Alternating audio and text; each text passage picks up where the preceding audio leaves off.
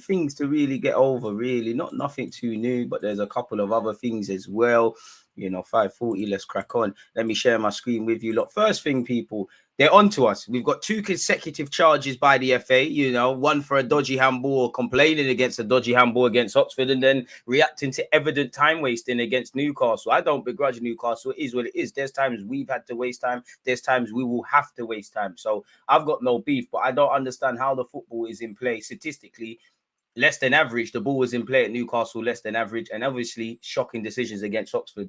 Obviously, we never lost. They're on to us. Apparently, people, well, first thing, the Telegraph Sport understands it was originally Mikel Arteta's idea to deploy Zinchenko as an inverted left back at Man City. Zinchenko had arrived in England as an attacking midfielder. He had not forgotten what Arteta had done for him, and that's why he's our first choice fullback, man. Of course, we're live CST appreciative to you tuned in. Smash the like button, but that's actually not it. Allegedly, a few weeks ago into his Arsenal career, Zinchenko was told off for being too passionate by the FA.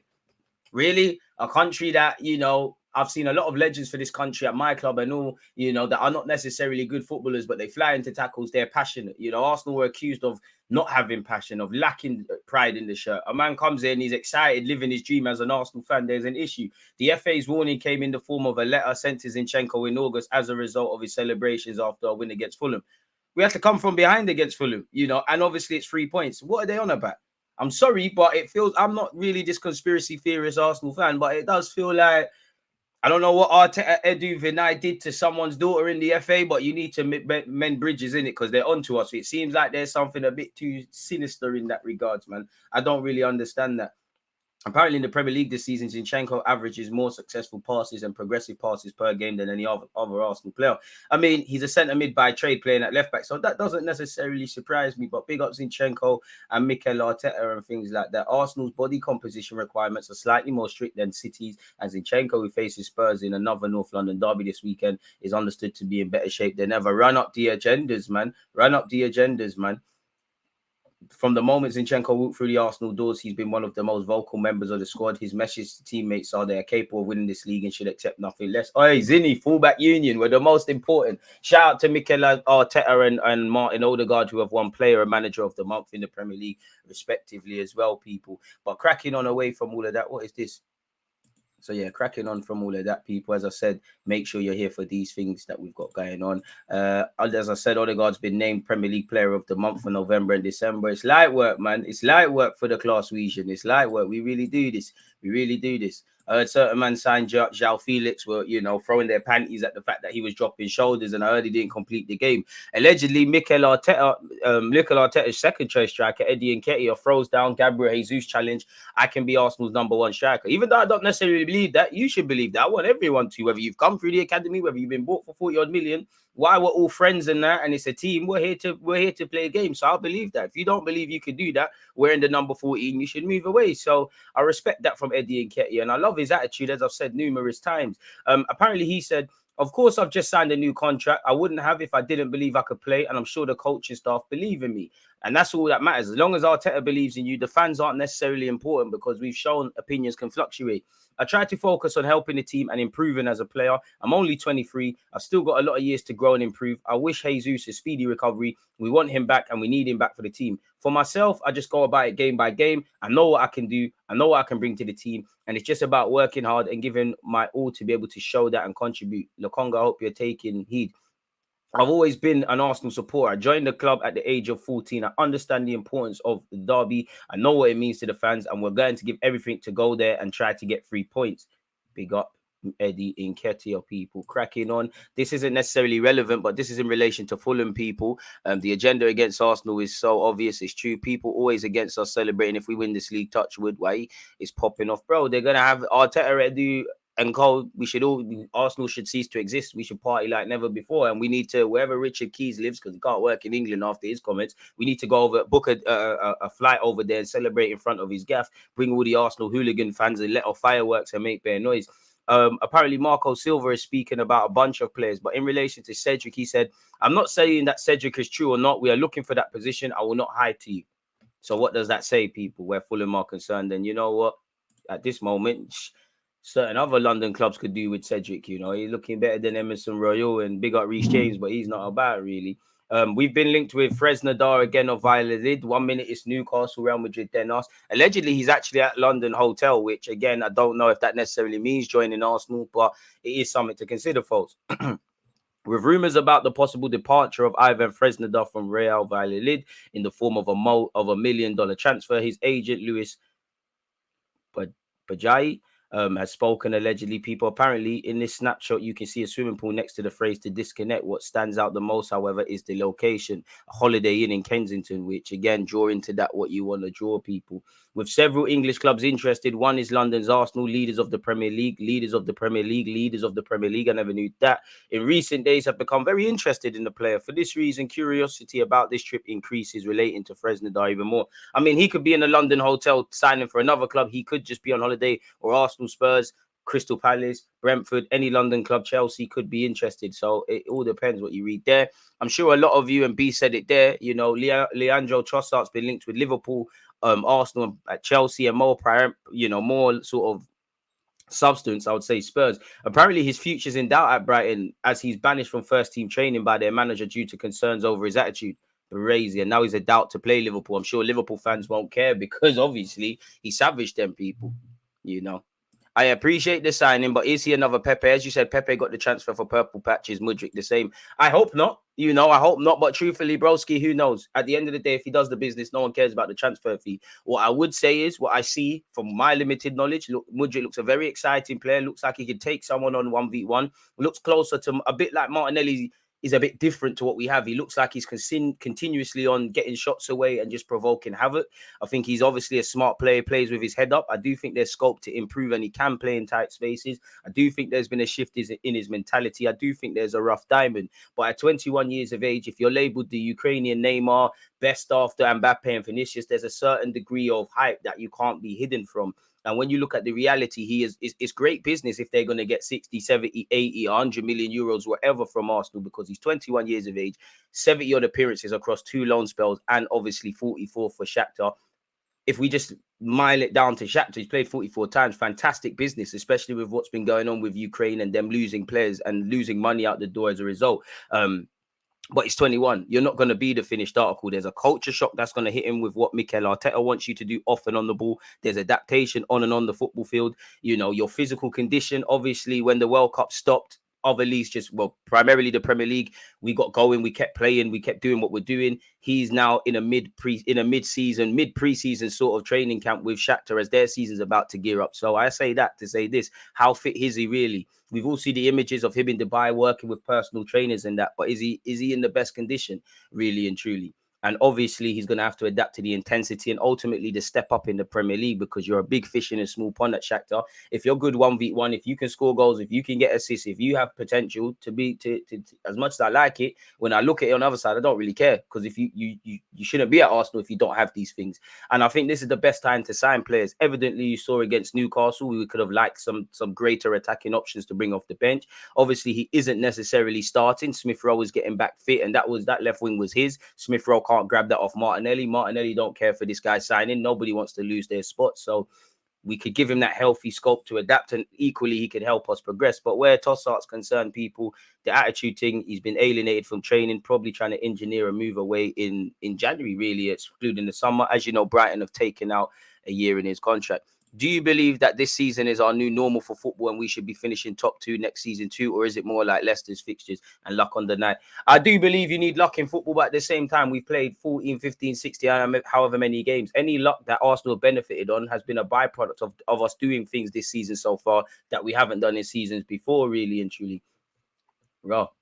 Mendy's been cleared still, mad thing. But yeah, and obviously as Arsenal Football Club, you want to progress that in a couple of years or next season or whatever. We're not necessarily surprised or amazed or whatnot. You know, you don't praise Floyd Mayweather for being consistent or Lionel Messi for necessarily being a good footballer. It comes with the territory and the reputation they've earned of years of doing what they're doing. And naturally, like any club, why would you not want that? So, but if it was a Leicester sort of season, a fluke sort of season, now listen, win the league. Allegedly, if we are challenging for that, because I know the target was Champions League and I don't check the league table, deal with everything else later, man. Smash the like button, people. Again, that is irrelevant. What is all of this? Oh, that was me reading the news.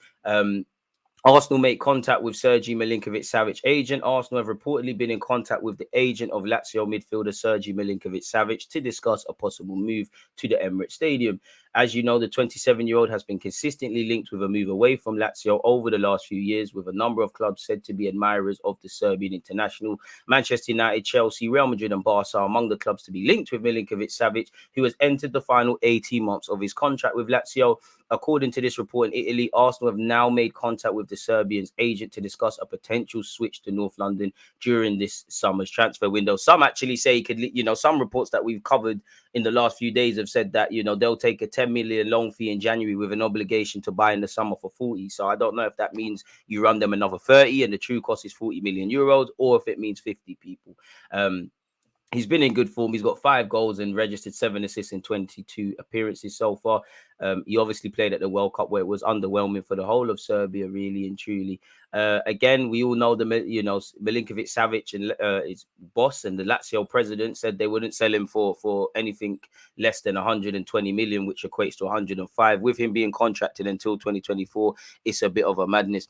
Other teams have slacked and reacted in this window. We have to do the same. I don't care about the price. He's the guy they want. Go and get him. Amen. If he does the job, no one cares, isn't it, really? If you don't do the job, then there's issues. What I would say is we bit timidly, we tried to get him in the summer. And obviously in the months that have followed, Mudryk has become the guy. So if you believe how you can take him from, how he can help in the short, long and medium term, then do what you need to do. It's mad how he stayed at Lazio so long because they've clearly priced him out of a move. Previously, he said, I will not sell Milinković Savić. I will offer a renewal. I will reiterate, he is now worth 120 million euros. And every month that passes, the price goes up. I don't know if that's necessarily true. Allegedly, he said Milinković is not for sale. I turned down 140 million euros bid for him years ago. I'm not too sure if that was, the smartest thing to do. I'd ask Sergej what he wants and what he wants to do, only in the case we receive an important proposal from a world-class top club. So we're going to have to see how that develops in relation to Sergej Milinković Savić. Actually, Milinković Savić. I actually want to find another article in relation to him, people. There we have it. Sorry, folks. Slap that in there. Big up you lot, whether you're tuned in on Twitch or YouTube, the good old YouTube in there. Smash the like button, folks. 130 locked in, 48 likes. Can we get to 100 before the end of the stream? Why do I get Koulibaly vibes from SMS? Because he's been there for time, man. We do need a centre mid. I'm not going to lie. Ideally, we need 3 players this Jan. I would say 2. Ideally 3. But I would say 2 would make me feel really happy. I mean, Mikel Arteta spoken about Gabriel Jesus is out for months and we only have 1 striker. Again, you do need to stick to what people say, but that made me think if there is an opportunity, could you bring in a striker to complement Eddie Nketiah, Jesus and our group of attacking options? Does that mean you want a winger so that obviously Eddie can keep doing what he's doing if anything happens to Eddie, or in terms of rotation, as we've got the FA Cup, the Europa League in the Prem, maybe Martinelli goes up there, Mudryk comes in. There's also rumours Mudryk can play up front, but I don't really know any of that. Honestly, we're going to have to find out about the player. I do want a centre midfielder though. I mean, winger and a centre mid, I'll deal with that. In my opinion, within the next 2 summers, within now and the next 2 transfer windows, I'd like about 3-4 signings. If it was up to me, which is not, I would like a striker with different qualities to Jesus and Eddie Nketiah. I would like a number 8. I would like a number 6 or 2 central midfielders. In an ideal world, I'd say at least 1 centre back, but ideally left-sided centre back, that can challenge Benjamin if he plays over there, Gabriel and Saliba. And at a push, no disrespect to Holding, he does his thing. But if you could find someone that could fill in the Holding sort of squad role in this team, but to a better standard, I would do that really and truly. And I'd keep an eye on right back to go with Brook Norton-Cuffy's progress and the fact of while we look good with Benjamin and Tomiyasu, I do think there's a scope to bring in somebody there, really. But apart from that, I'd say priority is a centre mid. We tried to bring in a winger and a centre mid in the summer. Obviously, our hands were kind of forced, and we were forced to focus a bit more on the centre mid region because El Nene and Partey picked up knocks. Obviously, it didn't work out where Douglas, Luis, Telemans, Danilo, or anyone else who was linked with at the time. It just didn't bang. A defensive mid for me this window would be calm. I hear that. I just think, we've got 3 centre mids or 3 genuine centre mid options for me. And El Nene, who, if anything happens with Xhaka and Partey, you come in, you work better with them. We kind of know what we get a bit more. I'll always support Lokonga. I mean, I'll support every player here, and I hope that you get an opportunity and you take it. But if I just go on what we've seen, probably can't rely on you. And you're the one exception to the rule in that You're the guy that you could kind of say is going to be here long term. Xhaka, Partey, and then they're kind of here for the present. We've got longevity defensively and obviously offensively. We haven't really got that in central midfield. So I would like another midfield body, and I think Arteta would too. But January is a difficult time. People don't necessarily want to sell. It's a reactive market. You're reacting to players wanting to leave because of lack of football, injuries to your squad, contracts, and all of that sort of jazz. Get Mudryk, Milinković Savić, and sell Balogun, buy a cheap backup after that. Long time I haven't tuned into DG. Blessings for the new year, bro, and the family. One love, appreciative. Right back at you and everybody tuned in. We're going to be playing a lot of games soon. We need options. Savić needs to come in as soon as possible on loan. Arsenal told they can sign Milinković Savić this month. It's shock loan deal before 44 million transfer for Man United target. Arsenal been told they can sign Lazio star Sergej Milinković Savić on loan this month, according to reports. The Gunners are hoping to complete a deal for Shakhtar, the next winger Mudryk, who is their number one January target. But Mikel Arteta also wants depth in midfield ahead of what could be a testing second half of the season in the Prem, FA Cup and Europa League. The Gunners failed in their deadline day attempt to sign Aston Villa man Douglas Luiz, who has since signed a new deal. That appears to suggest Arteta still wants to bring in a central midfielder, and a report out of Italy reckons Savić could end up being that man. I'd imagine it's in the summer. The Lazio ace's contract expires in 2024, but he could be allowed to leave the Italian capital this month. I mean, he's been linked with Arsenal, Man United, but where's the credibility? Let's see what's going on here. Apparently, he could leave as early as January, according to what was reported by this publication. The president, Lotito, tired of the push and pull with the player for a renewal, would also accept a transfer or on an expensive loan of 10 million euros with a redemption obligation at the end of the season set at 40 million euros for a total, therefore, 50 million. Juventus and Arsenal, clubs historically interested in Milinković Savić, would have already raised their antennas ready for the transfer market coup. I think he goes Juventus, but it is what it is in that regard. So that's Milinković Savić and all of that. In relation to Mudryk now, people, in current form, where does Milinković Savić play for? He probably doesn't get in the team, but you'd imagine he takes Xhaka's role. And that could be a reason we do or don't sign him. As you know, Fabrizio Romano reported on Thursday that Arsenal made a third official bid for Mudryk. He's provided an update, people, and he said, we can say that Arsenal submitted the third official bid for Mudryk. The first one, 40 million euros plus add-ons rejected. The second one, 50 million plus add-ons rejected. Now Arsenal have offered 70 million guaranteed, and add-ons are also part of the deal. I'm told that the add-ons package is close to 20 to 25 million euros. Arsenal are really getting closer to the 100 million euros, but with add-ons. It's important to explain that when we say add-ons, it can mean something really difficult to achieve. For example, to win the Ballon d'Or, smash the like button, keep your opinions coming in. To win the Ballon d'Or, to win the Champions League, to win trophies, or it could be something really easy to achieve. It could be like the number of games to play or a number of goals to score. So add-ons sometimes mean something general, but the reality is that it's something really specific. This is why Arsenal and Shakhtar will keep in contact to discuss about the proposal. Arsenal are waiting for Shakhtar to decide, but add-ons is a lot of money, and this is why the two clubs will be in contact on that. But the bid is on the table, 20 to 25 million euros in add-ons, 70 million guaranteed for someone that's played 44 times in at 21 years of age. That's good money, Shakhtar. Stop acting. We know that Arsenal have an agreement with the player. There's no problem on the personal terms. Let me clarify one thing. We're not at the stage of at the here we go stage. The bid is on the table, and now it's on Shakhtar, and the negotiations continue. But we have to wait and see if a deal can be completed. Previously, he did say the player always wanted Arsenal as a priority. So on the player side, nothing has changed. I've seen many rumors in the last 2-3 days saying it's almost done, Mudryk to Arsenal. At the moment, it's not done. At the moment, it's negotiations between Arsenal and Shakhtar. They are speaking, they are negotiating. The player wants Arsenal, and that's helping Arsenal in negotiations. They're confident, they're optimistic, but it's not a done deal yet. Arsenal knows that Shakhtar wants 100 million euros for Mudryk. The player wants to go to Arsenal. The player wants to go to Arsenal. The player is obsessed with Arsenal, as you've seen with his social antics. So there's also this kind of respect for the player. And this is why I feel in the end they could accept something less than 100 million. But as of right now, they are asking for 100 million euros. Let me just say, Arsenal are really confident because they're speaking to Shakhtar every single day. They're pushing in negotiations. They're trying to find a way to give Shakhtar what they want, but not guaranteed 100 million euros.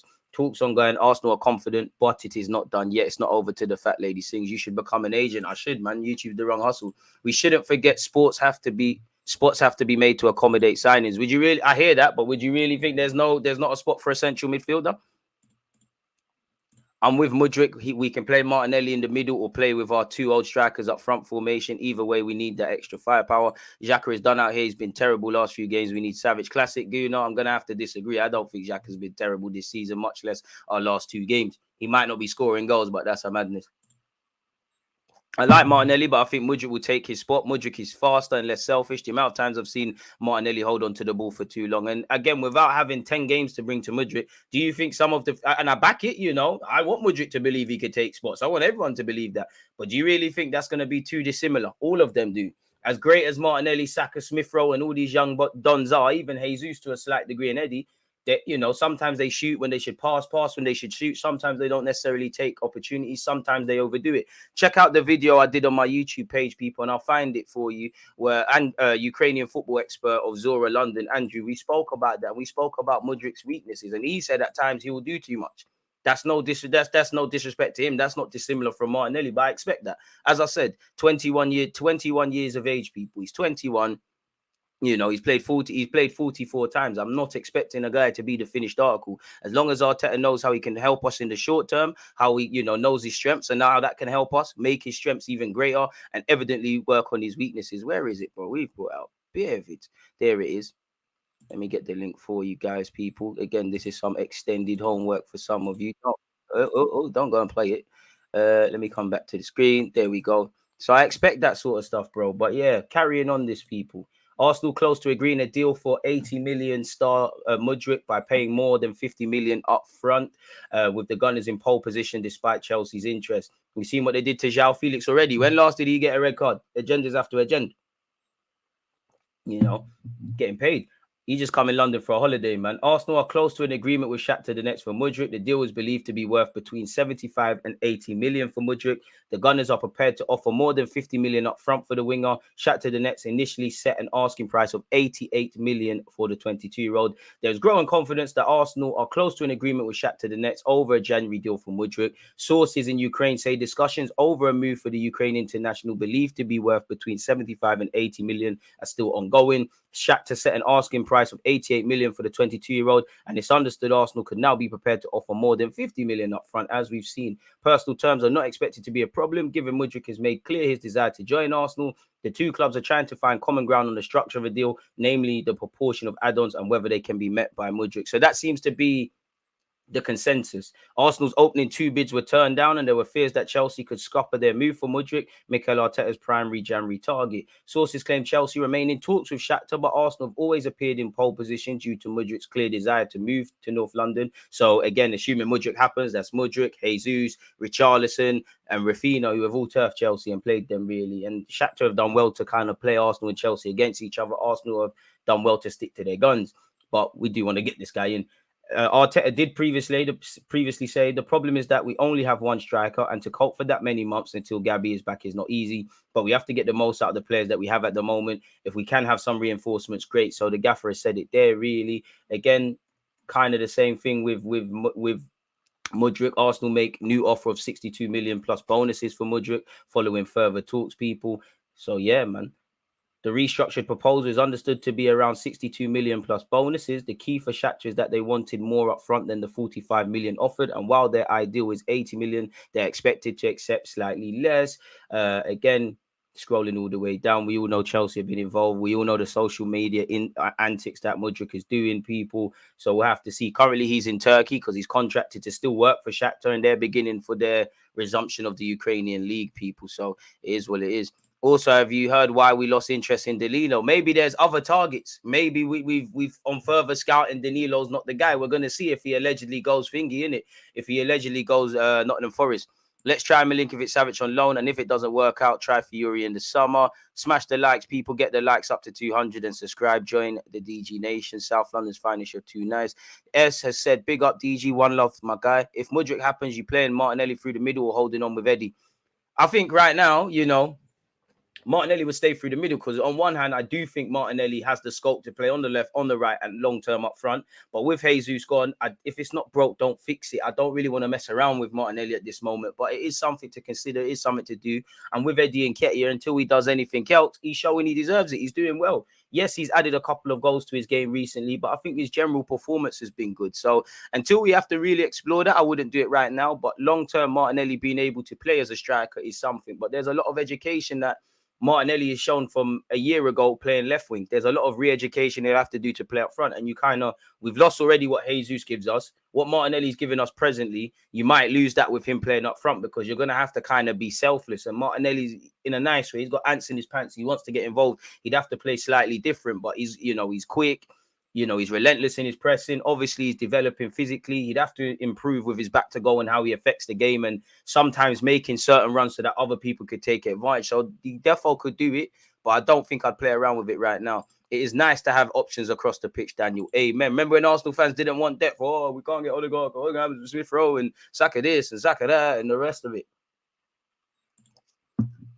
Milinković Savić with option to buy is a no-brainer. Get it done. DJ, if we get Champions League in the summer, would you still get Savić, or would you look at someone else? Because for me, I would go a little younger. I mean, dream signings, if you can get Milinković Savić, Barella, but I'm even on Declan Rice, really. If you put the bread down, like if you could get these kind of guys, then make it happen, innit? But the dream is free. The hustle is sold separately, man.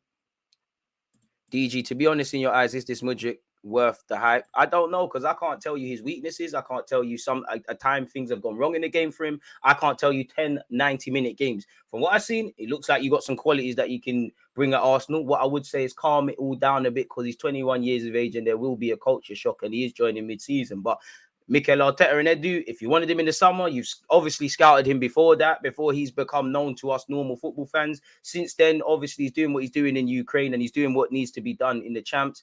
There's potential there in it, so go and make it happen. Tonali, all these wavy guys, Danilo's allegedly signed for Forest. So if Forest go down, which I think they might, or they could beat it, who knows, man? Either it's a missed one or a dodged bullet.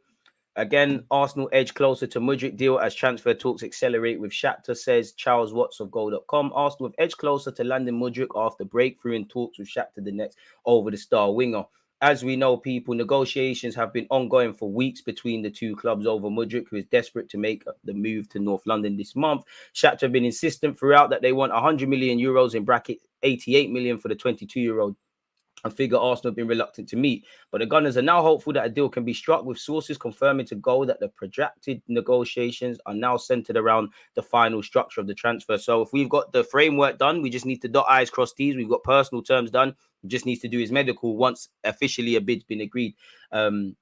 Rather than the initial fee with the potential add-ons, the key point of this of discussions. Kevin, I don't know who DJ is, but one love, man. Shout the Antiguans. So yeah. If a structure can be agreed with realistic add-ons that Shakhtar find acceptable, then there is a growing belief that the transfer saga could soon come to a successful conclusion for all parties, with Goal being told that a deal is now closer than it has ever been. Mudryk is currently with the rest of the Shakhtar squad at a training camp in Turkey, and the Ukrainian club are adamant that he will prepare as usual for the restart of their league campaign while talks with Arsenal continue. And that's cool. Leave it to your agent and Arsenal and the people them at Shakhtar. Keep training. It's in your best interest to keep training, keep working, and come to Arsenal in the best possible shape, because it might be a dream move. Reality is there's pressure for spots, and we're trying to achieve things this season. Arsenal closing on Mudryk transfer with confidence over 80 million agreement. As we've seen, people, Shakhtar value Mudryk at 88 million. It's understood that Arsenal have now expressed a willingness to part with around 60 million up front. There's confidence that a deal worth a total of approximately 75 to 80 million can be struck, with the sticking point now being the add-ons involved. Shakhtar wants assurances over the structure of those bonuses and the probability that they can be met during Mudryk's time at Arsenal. As we know, Chelsea have also expressed an interest in signing the 22-year-old in January, but Arsenal remain confident they'll win the race due to the player's desire to join them. Once again, for the 50 millionth time, Mudryk is Mikel Arteta's number one transfer target this month. And as you lot can see here, people, Ben Jacobs said, following direct back and forth since Monday, told there's some consensus over the guaranteed part of the fee. Arsenal still not at the 100 million euros in total package. Arsenal plan has always been to improve the structure and stick to their top-end valuation. Shakhtar have told Mudryk it's business as usual, hence why he flew to the training camp in Turkey. But Arsenal are very optimistic. They still don't believe the final price will be as high as Shakhtar's public valuation, or view Chelsea in brackets, who haven't bid today, as a threat. The third offer, as Fabrizio Romano was first to report, was placed this evening and has a healthy guaranteed fee, not quite as high as 70 million euros, I am told, and no answer has yet been given. All parties expect to use this bid as a framework to try and verbally reach an agreement in principle. So less about a straight acceptance / rejection and more about verbally finessing things. Where I'm from, finessing, that word there, it makes me look at what's going on. Point to reiterate, dealing with Shakhtar is atypical, notoriously tough negotiators, and local knowledge is important when dealing with them. Arsenal expect this to drag on a bit, even with Mudryk dropping near daily Arsenal hints. That's why they haven't wavered in confidence, people. Con Marble Halls has said Arsenal pushing to get this through, should be wrapped up swiftly now with little to no more details to go through. Payment structure, final discussions, fee same as mentioned before, with more guaranteed, could be here for medicals, etc. before the Spurs game. And that would be lit. As mentioned 3 days ago, fee of around 77 million. Still some fine details to go through, but almost certain Arsenal have got their man. Until he signed, who knows, people? Smash their like button. It is what it is in that regards, ain't it? So we're going to have to see how this develops. Continuing this, people, talks between Arsenal and Shakhtar are now centered around the proportion of the transfer fee, how much of it is paid up front and how much of it will be in add-ons. The expectation is that the initial payment for Mudryk will be more than 50 million, people, says everyone. Closing in on an agreement with Mudryk. Telegraph Sport understands Arsenal have indicated a willingness to agree a deal that could be worth around 75 to 80, including no add-ons. So it seems, or better yet, it appears, 50, 60 million up front, add-ons and all of those sort of things takes it to about 80. End of the day, if he wants to justify the price tag, the football's a simple game. Just play well, innit? Really and truly. What about Ndidi, Myth? Would that be a record for Shakhtar? You'd have to imagine so. Fernandinho, Fred, Douglas Costa, Mkhitaryan. I don't know if I said Fernandinho, but you'd imagine these guys didn't cost as much as that. And as I said, when you look at the maths, he's got 70 odd career appearances. He's played 44 times for Shakhtar. To get 60, 80 million for him is a madness. And if we was to break it down a bit more, let's actually see how much top flight or Ukrainian top flight appearances he has, because it is a small case study. There is a lot of development young Mudryk will have to do. As much as I think he looks lit and I back him all the way, we have to kind of, I'm not saying water it down, because they've been saying Ukrainian Neymar, you're going to cost 80 million quid. There's an element of stuff you can't protect him from. But when you just go through the numbers, people, yeah, it looks sexy where the champ's concerned. And I'm not belittling his thing at all. 6 appearances, 3 goals, 2 assists. That's wavy, but that's 519 minutes. As I said, 44 times for Shakhtar. 12 goals, 17 assists, but he's played 44 times. He's played on 2 loan spells. He played 10 times for Arsenal Kiev and Dresdner. Dresdner, he's played 11 times for them. In terms of competitions, he's been capped 8 times by Ukraine. He's been capped, he's played 38. So again, that's almost like if he signed in August and he played every game from now till May, that is his first season. So again, Arteta needs to know his strengths, but more importantly, his weaknesses, because how are you going to improve? So there's a lot of education my man has to do. Fortunately, he's in the right place because we're doing this youngster thing. No one's the finished article, excluding Partey, Xhaka, and El Nene, because what you kind of see is what you get. Kind of excluding Xhaka because he's kind of reworked how he plays, really. But then again, Wenger used to say Xhaka could play in this role, and we looked at him a bit funny. So it is what it is. And if I was to draw him out a bit more in a positive way, you're doing it in the Champions League and you have done well against Real Madrid, but man expects you to do well against Leipzig and Celtic and that, really and truly. So you're going to have to, it all depends how you look at these things, people, but we need options. We need players with scope to be better than they are. We need stronger defense. We need stronger offensive options. Bring that in it and let's go do this thing, innit, really? Like, what more can I say? Make it happen. Fabrizio Romano was the first to tweet about it. Arsenal have submitted a new bid for Mudryk in the last few hours. Parties are now getting closer. No breakthrough yet. Talks on going with Shakhtar. Arsenal still leading the race. No official bid from Chelsea as things stand. So that's how Chelsea fans are going to get out of it. Oh, we didn't bid. Big up Freddie Paxton. Arsenal's latest offer of 70 million euros. Add-ons takes the overall package much closer to the 100 million Shakhtar have held out for. Deal structure will be key, but it seems from Arsenal's side they're determined to get over the line. I hope so. I really do, because, Edu's done good work in the transfer market, but we've also held some L's. And I hope it's not got shades of Pepe. One key thing Arsenal have always had on their side, Mudryk is completely sold on playing for the club. He wants to join his international teammates Zinchenko in North London, and allegedly it's never been in question. Once again, bonuses allegedly are seen as the final hurdle. There's even talk of a medical scheduled as well, people. The Londoners are pushing hard to finalise a deal this weekend and have put their medical team on standby for a medical if an agreement can be secured. So hopefully that's done. And I don't know who, well, we've got Man United in it. So in an ideal world, he'd be available for Man United. Well, in an ideal world, it'd actually be available for Spurs, but who knows? Again, I can't understand Ukrainian. Google Translate, you're going to help us out. Once again, Arsenal made a new offer to Shakhtar regarding the transfer of Mikhail Mudryk. The Londoners sent to the next club an improved offer to buy the player. There's been no official reaction from them yet. Obviously, our first two bids were rejected. At the same time, Mudryk himself has already agreed with the London club on the terms of a personal contract. According to Sports Arena, the parties previously discussed the ratio of guaranteed payment and bonuses for the Ukrainian football player. The London club wants bonuses to be a minimum of 30% of the total transfer amount. Shakhtar wants bonuses to be a maximum of 20%. So we'll have to see. Currently for Shakhtar, he's played 18 matches and scored 10 goals and got 8 assists, people. And, you know, we need that. Bring that. We've just spoken about Milinković Savić. Again, antics for Mudryk. I'm here for it. You're doing all you can. Social media antics, but we're going to need a lot more than that to get things done. Going back to Milinković Savić, Ben Jacobs allegedly said, I think Milinković Savić has been on Arsenal and a number of clubs' radars for quite some time, but the challenge remains that Lazio have always been very reluctant to sell and the quoted fee has been quite high. I'd be surprised if it's not impossible, but I'd be surprised if a permanent transfer in January was possible. But I don't think that alone is unthinkable, except for the fact that time is ticking away and Lazio's position hasn't hugely changed. So it all depends, man, where you lot want to read things, people. Again, this was previously stated by a Ukrainian football coach. What can be said there? Mudryk wants to go to Arsenal and Arteta wants to create a Ukrainian connection. Mudryk and Zinchenko on the left flank. He'll play right away. Now, in this position at Arsenal, there's no one stronger than Mudryk. I hope so, because that raises the curtain of our team, or the ceiling better yet.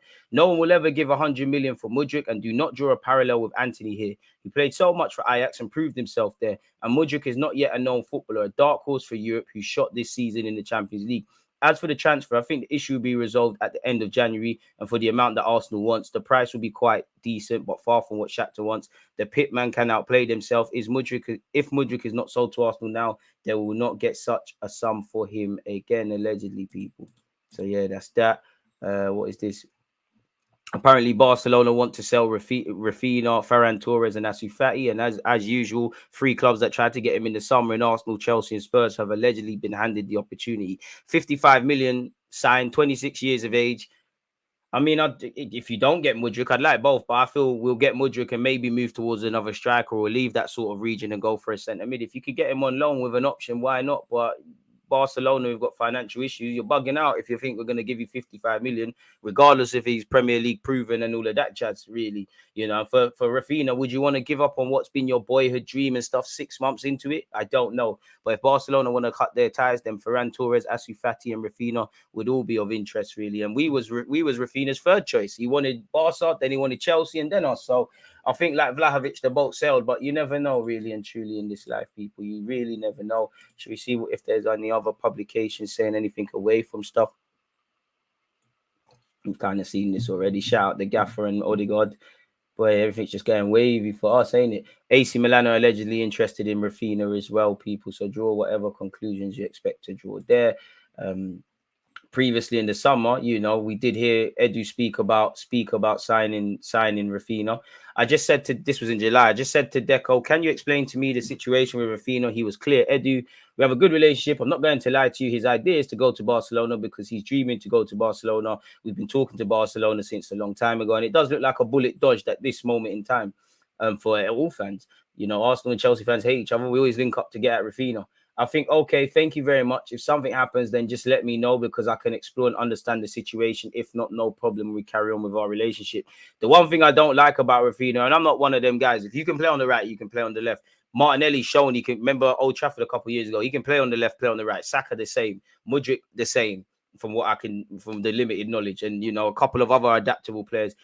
Rafinha looks a completely different player on that left-hand side to the right, and he's been deployed on the left a few times for Barcelona, and obviously he's behind Dembele. So that would, at 26 years of age, if the youngest them can do it, 26 years of age, what you see is what you get, people. So I don't know. But for what it's worth, according to Spanish television show, yeah, Rafinha is one of 3 players shortlisted by Barca as they seek to once again continue balancing their finances. Ferran Torres, a signing from Manchester City 12 months ago, and rather surprisingly, Ansu Fati are also available. Rafinha has struggled for form in La Liga and even publicly hit out at head coach Xavi over his perceived misuse of the Brazilian. He prefers to play on the right wing, cutting inside on his left foot, but he has often been used on the left of a 3-man attack. Yes, I told Xavi, I think he got it. I want to help the team as much as possible. I told him that I wasn't helping the team on the left. He has 2 goals in 15 La Liga games and hasn't started too many, but you never know. He's relearning football. You know, the big fish in the small pond antics at Leeds is not going to cut it at Barcelona. I don't mind competing with Osimhen on the right. I like that competition, but I'd like to compete in my place where I feel more comfortable at the moment. Xavi then said he is open to playing where necessary. In fact, we talked a couple of weeks ago. Bro, Xavi's probably saying, who's this guy? I've seen Ronaldinho, Messi, all of these guys. You know, who are you, blood? Like, I don't know. You was at Leeds for a couple minutes and Rennes. You can't tell me anything. You play well. You're lucky that I bought you.